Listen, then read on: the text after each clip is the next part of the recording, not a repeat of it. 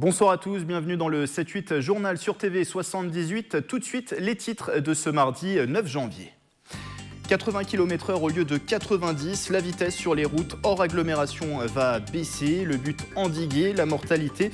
Dans cette édition, reportage auprès des automobilistes yvelinois qui nous livrent leurs réactions. La 76e course au soleil voit l'aube. Le parcours du Paris-Nice 2018 a été dévoilé ce matin à Versailles. La compétition cycliste s'élancera pour la 9e fois consécutive des Yvelines. Départ le 4 mars depuis Chatou. Entretien à suivre avec le directeur de la course, François Lemarchand. Et puis les soldes d'hiver débutent demain pour 6 semaines. Nous avons suivi la préparation au centre commercial Parly 2. C'est aussi une période où des pièges sont à éviter. On en parle avec Philippe Fleuret, président du FC Que Choisir, région de Versailles. C'est une première depuis 1974. La vitesse sur les routes hors agglomération va baisser en France. Elle passera de 90 à 80 km/h sur les axes secondaires sans terre-plein central. Objectif, inverser la hausse du nombre de morts sur les routes. Cette réduction de la vitesse sera effective dans quelques mois. Mais alors, qu'en pensent notamment les automobilistes yvelinois? Élément de réponse avec Patrick Jacques de Dixmude et Nicolas Kirillowitz. De toutes les mesures annoncées par le gouvernement, c'est elle qui fait le plus parler. Réduire la vitesse de 90 à 80 km/h permettra-t-il de baisser le nombre de morts sur les routes? Au niveau de la Nationale 10, près de Trappes, les conducteurs sont divisés sur la question. C'est pas normal. Pourquoi? Parce qu'on est livreur, on travaille pour arriver un peu plus vite, on va arriver en retard. Après pour les accidents, c'est pas mal, mais bon, sinon c'est vrai que bientôt on va rouler à 60 sur l'autoroute aussi. Ouais, je trouve ça trop lent. Déjà 90 c'est dur, alors 80 ça va être dur, encore plus dur. Qu'il y aura moins d'accidents à 10 km, ça m'étonnerait. Pour le gouvernement, cette mesure qui sera appliquée sur près de 400 000 km de réseau routier permettra de sauver jusqu'à 400 vies par an. Des chiffres réfutés par certaines associations d'automobilistes. Pour elles, l'exécutif se trompe de cible et chercherait avant tout à faire un coup politique. Vous êtes contrôlé tous les jours pratiquement avec des gradeurs. Est-ce que vous avez été contrôlé récemment avec votre taux d'alcoolémie? C'est extrêmement rare. Vous voyez, donc, il n'y a pas que ça. Il y a aussi la distraction au volant, il y a la somnolence. Les routes, vous savez que dans 47% des accidents, il y a un facteur routier qui est impliqué. En 2012, donc mauvaise qualité de la route, par exemple. 2012, nous étions champions du monde pour notre réseau routier. En 2016, on est à la 7e place. Donc ça s'est complètement dégradé.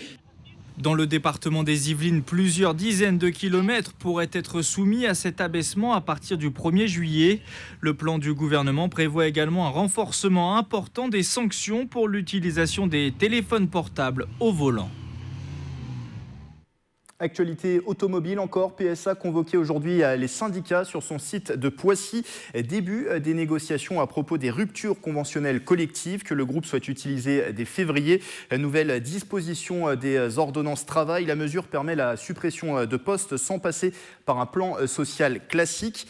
Inacceptable pour la CGT PSA. Le syndicat dénonce dans un communiqué un plan social déguisé. Il réclame des embauches massives en CDI. PSA entend supprimer 2200 emplois, dont 1300 en rupture conventionnelle collective. Et 1300 embauches sont prévues en parallèle. Après les fêtes de fin d'année, il faut penser à se séparer de son sapin, mais pas n'importe comment. À Saint-Quentin en Yvelines, depuis plusieurs années, est mise en place une opération de collecte. Que vont devenir ces sapins? Aurélie Ronze a suivi leur parcours à Guyancourt. Après quelques semaines de gloire, il est temps pour les sapins de retirer leur tenue de fête. Leur place est désormais sur les trottoirs. Durant le mois de janvier, dans les communes de Saint-Quentin en Yvelines, ils seront ramassés pour être recyclés. C'est la société Sépure, basée à Thiverval-Grignon, qui est chargée de collecter et de valoriser ces sapins. On va les broyer et puis une fois qu'ils seront broyés, on va pouvoir les valoriser principalement en biomasse, puisque effectivement c'est quand même très ligneux comme matière. Et avec cette biomasse, on va envoyer ça dans des chaudières qui vont permettre de créer soit de la chaleur, soit de l'électricité. Les aiguilles des sapins, elles, seront broyées. Elles deviendront ensuite du compost destiné à fertiliser les sols. Une opération écologique à condition de respecter quelques consignes. Ce sac-là, il est spécifique pour le compostage. Il va se dégrader en même temps que le process de compostage. Donc ça ne va pas être gênant.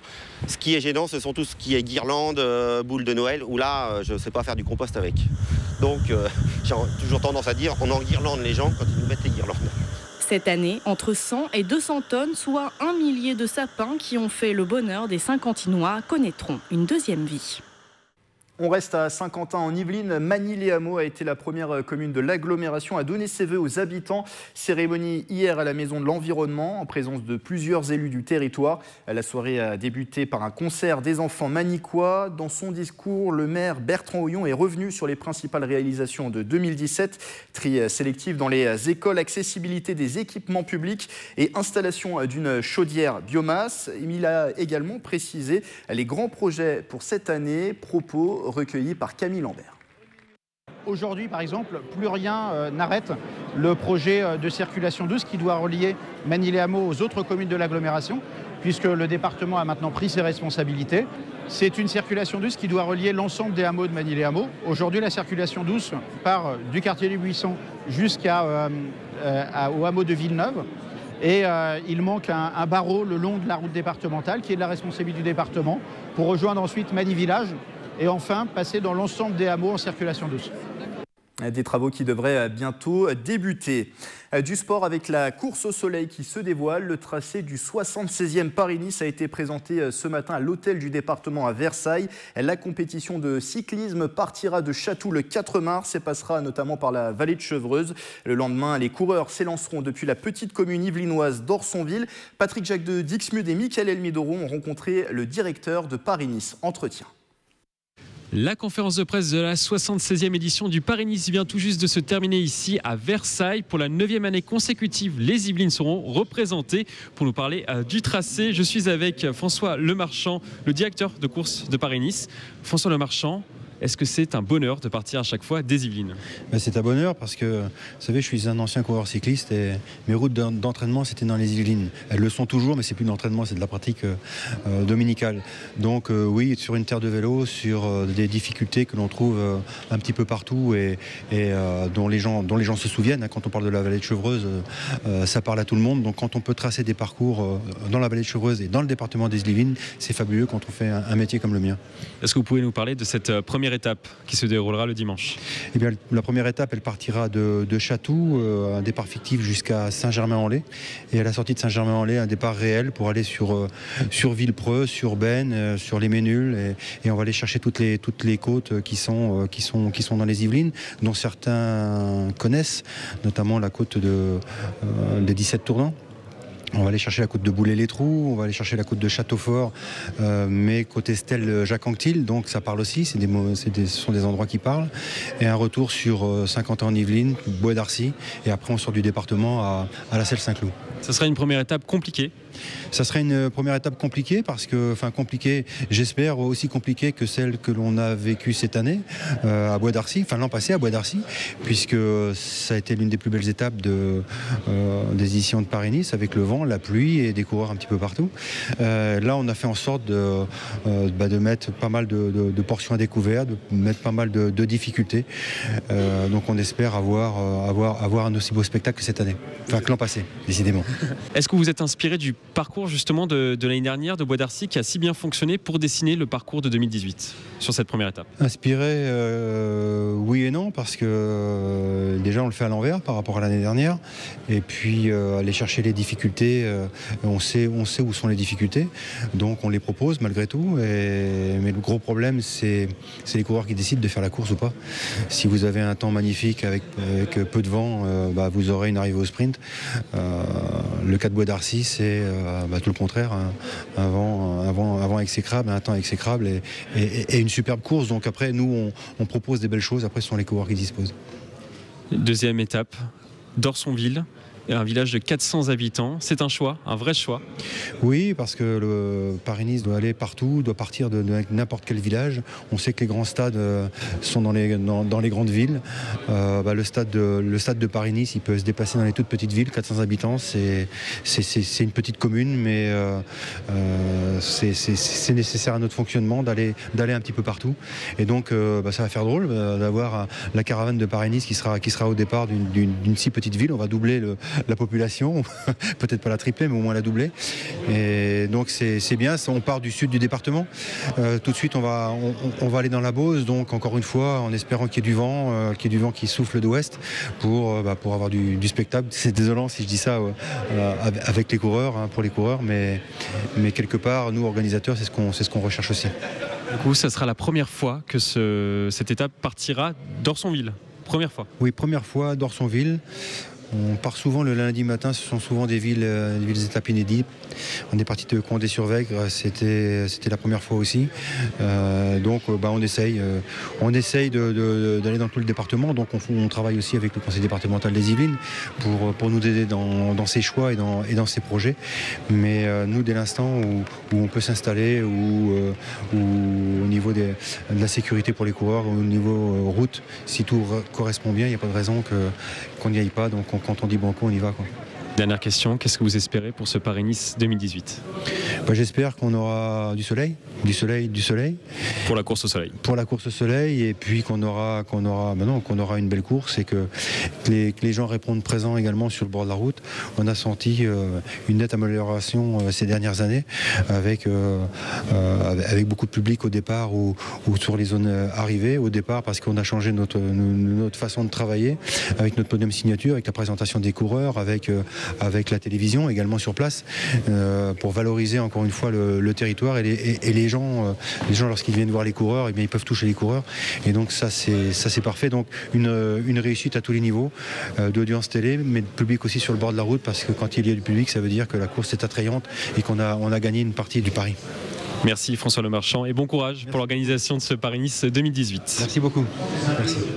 Un entretien réalisé par Mickaël Elmidoro, Patrick Jacques de Dixmude au moyen technique. Et on rappelle que le grand départ de ce Paris-Nice, ce sera le 4 mars depuis Chatou. Autre top départ, ça c'est dès demain. Les soldes d'hiver commencent pour 6 semaines d'opération. C'est jusqu'au 20 février. Et à J-1 du début des soldes, les enseignes se préparent. À Parlier 2, c'est une première pour les boutiques de la nouvelle extension, inaugurée fin novembre. Reportage de Camille Lambert. Non, je vais faire le tour des boutiques. Si je flash sur quelque chose, pourquoi pas, mais je pense qu'il n'y aura pas de budget spécial, non. Non, pour l'instant, aucun budget. Je viens à la découverte justement de Parlier 2. Pas de budget précis, mais une curiosité pour ce nouvel espace de Parlier 2 inauguré fin novembre. 16 nouvelles boutiques se préparent pour leur première solde d'hiver. Cette marque de bijoux a fêté sa première ouverture en centre commercial. Alors c'est vrai qu'on attend beaucoup de monde. Donc on a préparé une liste assez importante en fait, de bijoux en termes de fourchette de prix. On a renforcé nos effectifs. On a prévu 4 personnes demain, sachant qu'habituellement on a 2-3 personnes. Donc on a prévu 4 et peut-être une 5e personne en renfort si besoin. En face, même constat pour cette enseigne née sur Internet. Donc là, toutes les équipes sont affairées à préparer ce que nous avons reçu en termes de matériel pour les soldes. Nous avons une équipe assez complète sur la boutique de Parlier, donc pas de renfort d'effectifs. En revanche, par contre, nous avons des plages horaires un peu plus larges d'ouverture. Donc les équipes seront présentes un peu plus souvent. Et un peu de renfort également de la part de nos stagiaires du siège qui viennent donner un coup de main pour la préparation des soldes. Le responsable mise sur une augmentation de 30 à 50% des ventes à cette période, un objectif que s'est également fixé le centre commercial. Demain, mercredi 10 janvier, nous espérons accueillir 45 000 visiteurs. C'est 40% de plus qu'un mercredi habituel. Et nous avons écrit un objectif de plus 15% par rapport au même mercredi des soldes de l'année dernière, mercredi des soldes 2017. Selon l'IFOP, les Français ont prévu de dépenser en moyenne 195 €, un budget quasi équivalent à celui de l'hiver dernier. Et pour parler de ces soldes d'hiver, avec moi en plateau, justement, Philippe Fleuret. Bonsoir. Bonsoir. Vous êtes le président du FC Que Choisir Région de Versailles. C'est l'antenne locale de la célèbre association de consommateurs. Les soldes d'hiver, comme celle d'été, j'imagine, c'est une période de grande vigilance pour vos bénévoles. Oui, bien sûr que c'est une période de grande vigilance parce que c'est une période où les consommateurs achètent davantage. Et il y a parfois des possibilités de fraude ou de déception, on va dire, de la part des consommateurs. Donc on est vigilant. Des pièges à éviter qu'on va voir dans un instant ensemble. Les consommateurs, oui, qui, pour éviter d'être abusés sur la période, doivent être informés, notamment sur la période. Les soldes se déroulent sur une période très précise, c'est fixé par la loi. Oui, 6 semaines depuis 2015, maintenant 6 semaines, avant c'était 5 semaines, maintenant 6 semaines. Donc là, comme vous l'avez dit dans le reportage, ça commence le 10 janvier et donc jusqu'au 20 février. Avant, on parlait de soldes flottants, c'est-à-dire des soldes qui étaient, on va dire, étendus, une période complémentaire pour les soldes. Aujourd'hui, ça, c'est plus possible. Ça, c'est terminé toujours depuis 2015. C'est-à-dire qu'auparavant, effectivement, certains commerçants avaient la possibilité de décider de soldes flottantes, c'est-à-dire des périodes variables selon le moment de l'année. Et ça a été supprimé notamment en raison de l'existence des promos qui ont lieu tout au long de l'année. Donc il y avait une grande difficulté pour les consommateurs de s'y retrouver. Donc maintenant, c'est plus simple. 2 périodes de soldes, les soldes d'hiver, janvier-février, les soldes d'été, fin juin, juillet. On est dans un contexte où le numérique ne cesse de progresser. Sur Internet, sur les applications mobiles, c'est les mêmes périodes, c'est pareil? Ce sont les mêmes périodes, c'est exactement la même chose. La seule différence, c'est que lorsque l'on achète pendant les soldes sur Internet, il y a possibilité de bénéficier de ce qu'on appelle la rétractation, c'est-à-dire de renoncer à l'achat dans une période de 14 jours à la suite de l'achat, ce qui n'est pas possible généralement chez le commerçant. Ça, en général, c'est des réceptions de l'achat, c'est ça? Des réceptions de la commande? Réception de l'achat, oui. Donc on a 14 jours pour se dédire, pour se rétracter. Quels sont les produits qui peuvent être soldés? Essentiellement, c'est l'habillement, l'électroménager. Bon, d'autres produits, c'est possible aussi, mais pour l'essentiel, ce sont ces produits-là.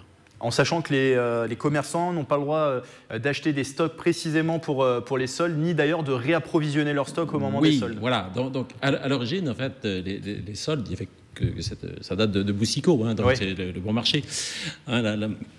Les soldes, ça consistait pour le commerçant à déstocker, c'est-à-dire à vendre c'est les produits qu'il n'avait pas les invendus. Sinon les invendus. Voilà, à prix réduit, voire en dessous du prix même, hein, alors que, et donc ce qui était une bonne affaire pour le consommateur. Voilà, donc c'était une relation gagnant-gagnant, on va dire.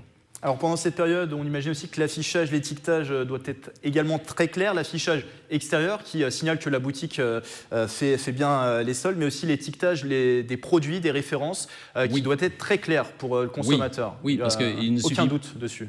Oui, parce qu'il ne suffit pas qu'il y ait un produit avec une étiquette moins 30%, moins 50%. Tout ça se fait par rapport à ce qu'on appelle le prix de référence. D'accord. Et donc c'est ça qui est très important, c'est-à-dire que la réduction, elle se fait par rapport à un prix fixé par le commerçant. Ça, c'est très important. C'est le commerçant qui fixe le prix de base, on va dire, le prix de référence, à partir duquel la réduction aura lieu. Et il le fixe, il a le droit de le bouger avant les soldes, ce prix? Il a le droit de l'augmenter? Non, il est fixé au départ. Il est fixé au départ. Après, tous les soldes, non, il ne bouge pas. Et justement, alors donc sur l'étiquette, vous l'avez dit, le prix de référence. J'imagine le prix final, le prix de réduction. Il faut le pourcentage de réduction, c'est ça, qui doit être affiché. On va pas incriminer bien sûr les commerçants. La plupart, la grande majorité sont honnêtes. Il y a cependant quelques pratiques malhonnêtes, des stratagèmes malhonnêtes pendant les soldes. Quels sont vraiment les pièges à éviter? Quel type de comportement malhonnête sur lesquels il faut être vigilant? Précisément, c'est sur le prix de référence, parce que donc un article qui est soldé doit avoir déjà été mis en vente au moins un mois avant la date de départ des soldes. D'accord. Hein, donc là, en l'occurrence, il devait être en vente tout au long du mois de décembre, au minimum. Hein, voilà. Ça, c'est la première chose. Le prix, donc, c'est le prix d'avant, le prix de référence, c'est le prix d'avant. Mais effectivement, il ne faut pas que le commerçant en profite, c'est-à-dire qu'il ait majoré le prix avant les soldes, c'est-à-dire au mois de décembre, par exemple, ou en novembre-décembre, parce que si le prix est majoré, à ce moment-là, ça fausse tout, vous comprenez? Et il y a aussi une autre pratique que j'ai pu voir en me documentant, c'est des produits de moindre qualité qui sont produits exclusivement pour les soldes. Oui, ça peut arriver. C'est peut-être on trouvera peut-être plus facilement sur Internet. Hein. Il y a peut-être plus de chances de trouver ça sur Internet. Généralement, chez les autres commerçants, normalement, non, c'est assez rare. Et puis, c'est difficile à prouver quand même, cette affaire-là. Et du coup, quand on arrive en boutique, quel réflexe adopter pour éviter justement les fausses bonnes affaires?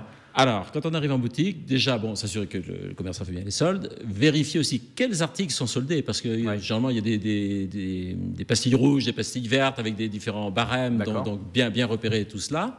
S'assurer aussi que le commerçant reprend ou échange le produit. Ça doit être aussi indiqué que si le produit n'est ni échangé ni remboursé, ça doit être précisé dès le départ aussi. Oui, parce que le commerçant n'a pas l'obligation de le faire. Généralement, ils le font tous, mais donc soit il fait un avoir ou il va rembourser ou échanger. Pareil, toutes ces vigilances, elles sont adoptées aussi pour les achats sur Internet. C'est exactement la même chose. Pour la dernière question que je voulais vous poser, si on suit tous vos précieux conseils, bien sûr, on n'est pas à l'abri de se faire quand même piéger. Quels sont les moyens dont on dispose si on veut se retourner? Alors, en cas de problème, deux possibilités. Donc, s'adresser à l'UFC Que Choisir, donc à l'association de Versailles pour les habitants des Yvelines.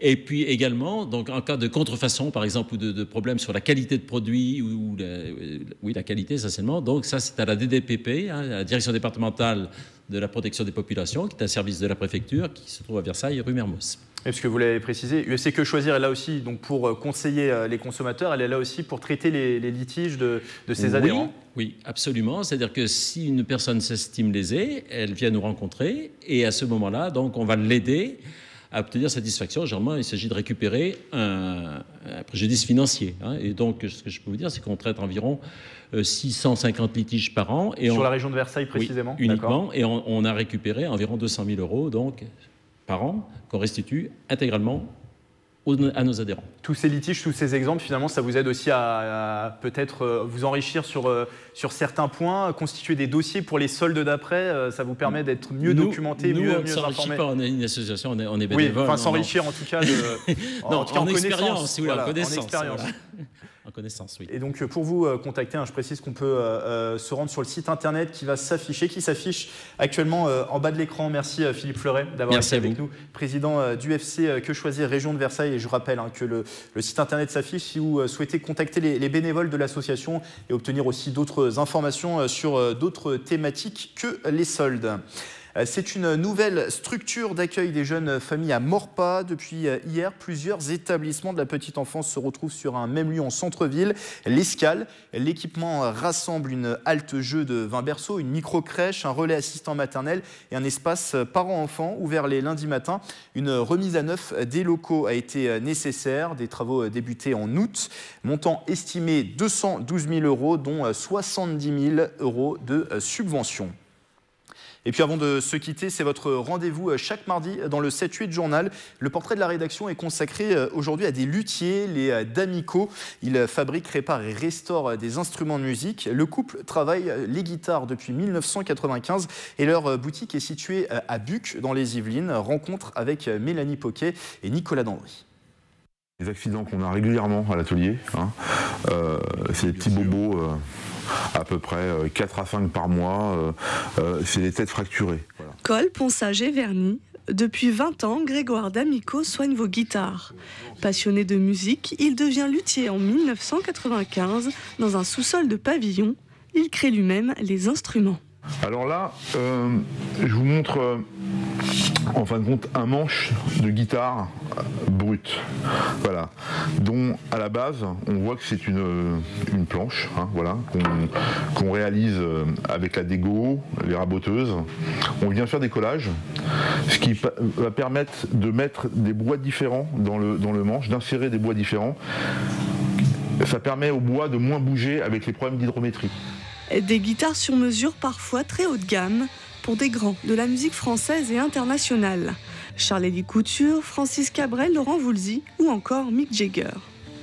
Alors voilà ce dont je t'avais parlé. La Cordoba, là, mais donc celle-ci, tu vois, sa particularité, c'est d'être complètement en palissandre. Donc là, tu vas avoir un son un petit peu plus, encore plus médium. Voilà, entre les deux, du claquant, mais pas mal de médium. Le sous-sol devient très vite trop petit, tout comme l'atelier dans le hameau de Villarroy, Guyancourt. Il déménage à Buc et ouvre une boutique. Et c'est surtout de faire un lieu où les gens se sentent bien, Voilà. et se sentent à l'aise pour essayer leur instrument. Avec une âme, avec on va dire, un peu de charme, qui ne soit pas un lieu édulcoré, un peu insipide. Hein, parce que souvent, les magasins, on va dire, il n'y a pas vraiment d'imaginaire. Voilà. Et nous, on a mis un peu nos tripes. Ok, je te laisse essayer. Merci, voilà. C'est parfait. Tu peux aller t'installer là-bas. Ouais. Une adresse qui fonctionne grâce au bouche à oreille. Les clients sont des fidèles. Ici, je trouve que c'est vraiment un endroit extraordinaire. Déjà, il a beaucoup de choix de guitares. Et puis, il a un savoir-faire pour ce qui est de le réglage. Là, en l'occurrence, c'était pour une casse.